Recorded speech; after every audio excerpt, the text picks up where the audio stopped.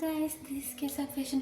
இந்த வீடியோவில் என்ன சொல்ல போகிறேன்னு பார்த்தீங்கன்னா 1 monthல 100 ஆர்டர்ஸ் எப்படி கிட் பண்ணணும், அதோட ஈஸி ஸ்ட்ராட்டஜிலாம் என்னன்னு சொல்லி இந்த வீடியோவில் சொல்ல போகிறேன்.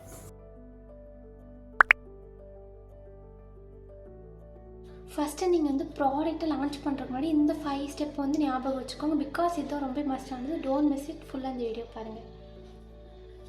ஃபஸ்ட்டு பார்த்திங்கன்னா வந்து கஸ்டமர் வந்து சிங்கிளாக வந்து மோஸ்ட்லி அஃபோர்ட் பண்ண மாட்டேன். பிகாஸ் காஸ்ட் ரொம்பவுமே அதிகமாக இருக்கும்.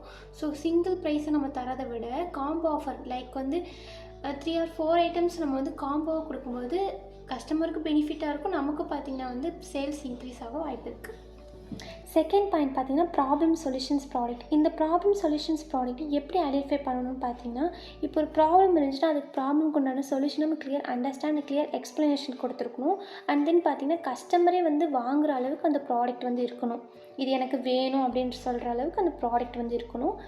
ஸோ லைக் எக்ஸாம்பிள் பார்த்திங்கன்னா வந்து இப்போ ஜுவல்லரியில் நிறைய யூஸ் பண்ணியிருப்போம். அதை சேஃபாக ஒரு இடத்துல வைக்கிறதுக்கு வந்து ஜுவல்லரி ஆர்கனைசர் ஒன்று யூஸ் பண்ணுவாங்க. அண்ட் தென் வந்து டேண்ட்ரஃப் போகிறதுக்கு வந்து ஆயில்ஸ் யூஸ் பண்ணுவாங்க. ஸ்கின் கேர் ரொட்டீனுக்கு வந்து டூல்ஸ் ஏதாவது யூஸ் பண்ணுவாங்க. ஸோ இந்த மாதிரியான நம்ம ப்ராடக்ட் யூஸ் பண்ணும்போது கண்டிப்பாக சேல்ஸ் இன்க்ரீஸ் ஆக வாய்ப்பு இருக்குது. தேர்டு பாயிண்ட் பார்த்திங்கன்னா வந்து கிஃப்ட் ஐட்டம்ஸ். மோஸ்ட்லி வந்து கேர்ள்ஸ்க்கு வந்து கிஃப்ட் ஐட்டம்ஸ் ரொம்ப பிடிக்கும், ரொம்ப எதிர்பார்ப்பாங்க, எக்ஸ்ப்ரெஷன் காட்டுவாங்க.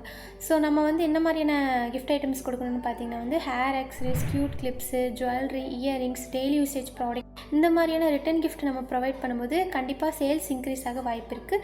இதை நீங்கள் ஃப்ரீ கிஃப்ட்டாகவும் அவைலபிளாக வச்சுக்கலாம். அப்படி இல்லைனா வந்து 10% இன்க்ரீஸ் பண்ணி கூட நீங்கள் வந்து அஃபோர்டபுள் ப்ரைஸில் வந்து ஃப்ரீ கிஃப்ட் வந்து லான்ச் பண்ணலாம்.